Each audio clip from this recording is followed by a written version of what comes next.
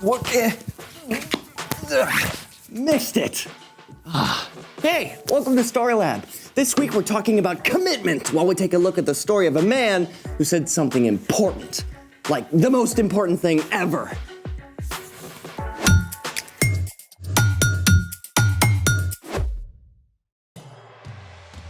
Hey, I'm Carter. And I'm Zeke. We're talking about commitment, which is making a plan and putting it into practice. Speaking of practice, I need to stay limber. Yeah. I'm getting tired just watching you. What exactly are you training for? Oh, it's an ancient sport I just discovered. You have to have super speedy reflexes, amazing hand-eye coordination, and top-notch motor skills. Ooh, that sounds intense. How do you play? You need a ball and these, like, pronged metal spiky things. Yikes! Dangerous! Oh, it has its risks. Stand back. Behold! Jacks? You're training to play jacks? I thought you said it was an ancient sport. It is. My parents used to play it. Anyways, it's harder than it looks. Watch. So the trick is to bounce the ball high enough to collect it, or some of these, but not too high, otherwise hey, where'd it go? Here, look, can you help me look for it? Did it bounce over? I think it bounced over here. All right, look that way, I'll look over here.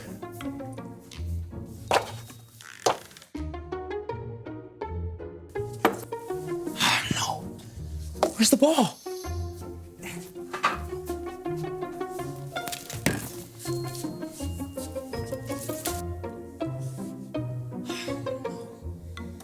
It's not over here either. I think it's gone. Sorry. Man, how am I supposed to train? Let's make a new one.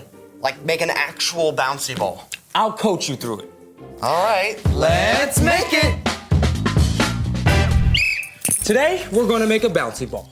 What color do you want it to be, Zeke? Blue. No, red. Wait, purple? Okay. Purple? How about a multicolored one? Perfect. Let's get the ingredients. Okay. Hold that, thank you. Okay, step back. Thank you. All right, it's all here. We've got water, check. Borax, check. Next is glue, check. After that, we have the cornstarch, check. And food coloring, check. Oh, and since we're using lots of colors, we'll need a container for each one. Okay, and then something to mix with. Check. All right, ready to make this? Let's roll. Get it? Because it's a ball. Yeah. You know, this looks pretty complicated. It's probably gonna take way too long. I can just find another. Get your head in the game, athlete. We can handle this curveball. Come on, let's go. You're right. You're absolutely right. Let's do this. First step, mix a teaspoon of borax with a 1/4 cup of water. One for each color. Go, hurry up, come on. Okay.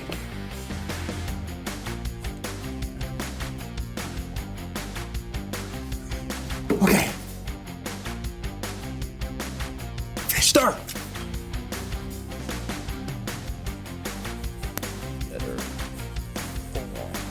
Okay, check. Now, add a teaspoon of glue to each container. Does it matter if it's clear or white? Nope, both work, but good question. Nah, I like to be on my A game. Keep going. You're doing good.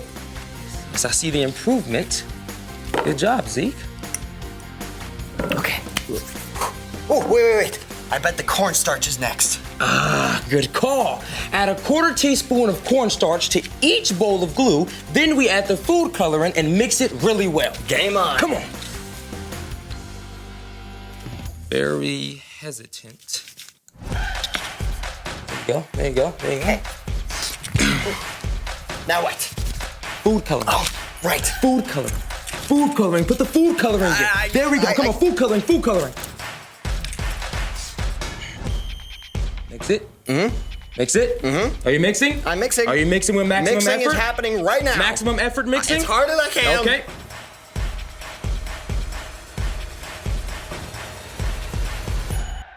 All right, you're done mixing. Okay.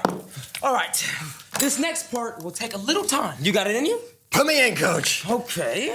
Let's see what we got. All right. Pour each container one at a time into the borax and water mixture. Okay. Now. No, Come on. all right.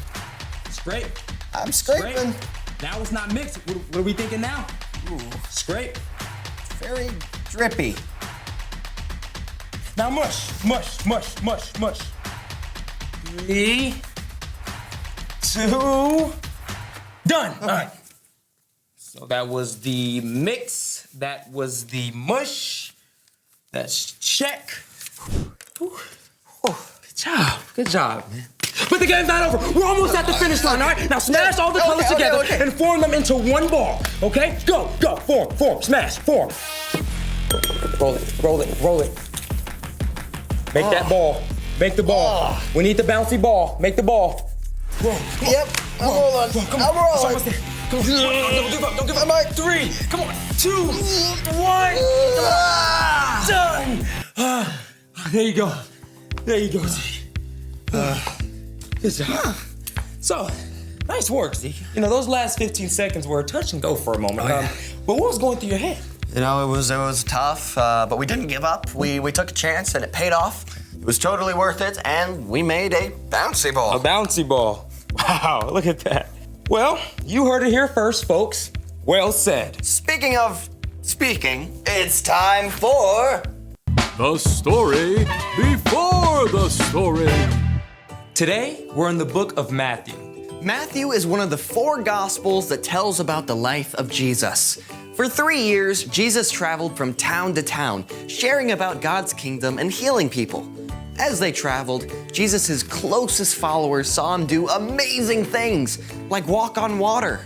Jesus took 2 fish and 5 loaves of bread and turned them into food for more than 5,000 people. He healed the sick and even brought a young girl back to life. It was clear Jesus was special, but everyone had a different idea about who Jesus really is. Which is where our story starts. Take it away.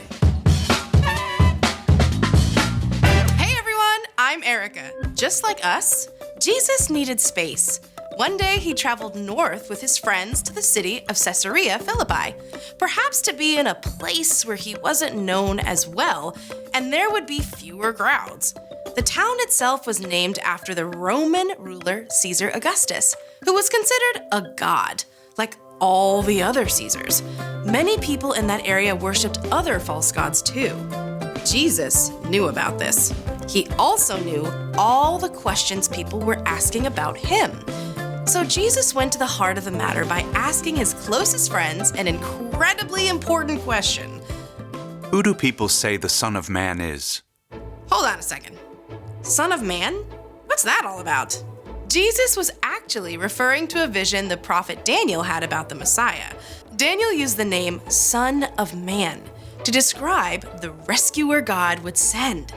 Jesus wanted to hear whether his closest friends believed he was the rescuer or Messiah. Some people are saying that you're John the Baptist. Or maybe Elijah. I've heard people say that you could even be Jeremiah or one of the other prophets. But what about you? Who do you say I am? Sure, Jesus' friends had seen him do incredible things. They had to be thinking, this is it. What if Jesus is God's rescuer? But it was a big leap to go from just thinking it to saying it. Simon Peter was known for taking bold steps, and he was the first to answer. You are the Messiah. You are the Son of the living God. Blessed are you, Simon. No mere human showed this to you. My Father in heaven showed it to you. Here's what I tell you. You are Peter. On this rock, I will build my church. Okay, this is some wordplay. See, the name Peter means rock, and to add to that, Caesarea Philippi was known for a large rock formation. So it's quite possible Jesus and his friends were looking at a giant solid rock. It was a word picture. In speaking up, Peter had shown how strong his faith was, and Jesus promised to build his entire future church on that faith. Now, Jesus knew not everyone was ready to hear that he is God's rescuer, so Jesus told his friends not to tell anyone that he is the Messiah. See, some people wanted Jesus to be a king to lead an uprising against the ruling Romans. That could have caused trouble with the Roman government. Jesus knew it wasn't time for that. For now, it was enough that Peter had been courageous to speak the truth about who Jesus is. The end. Peter was a pretty strong guy. Like a rock, clearly. Yep, Peter was all in. So what's our part in the story? Jesus' friends had a lot of questions. They weren't sure what to think. But Jesus got the conversation started. He challenged them to speak up and talk about it. That's something we can practice too. You mean telling people who Jesus is? Absolutely. But it's more than just that. You can practice talking about God as part of everyday conversation. With your family. And your friends. That's right. Sometimes talking about what God is up to feels easy, and sometimes it seems a little harder.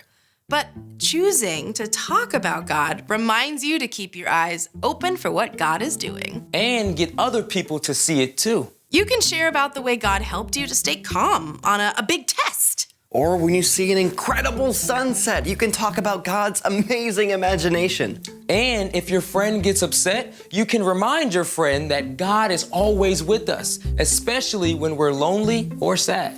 Show up for your friends and family, and be willing to listen too. The more you're there for them, the more they'll be open to hearing from you about God. Just takes a little practice. And commitment. You got it. This has been awesome. Thanks for having me, and see you next time. Bye. So, here's the thing. Practice talking about God. Share what you've seen. And you can talk about it while you do what you love to do. Hey, I've got my jacks. And I got our brand new bouncy ball. Perfect. Hey, let's talk about God while we play jacks. Awesome. I see God in ocean waves. I see God when new leaves grow. Or when God helps me with a tricky math test. Or when I need help to make a wise choice.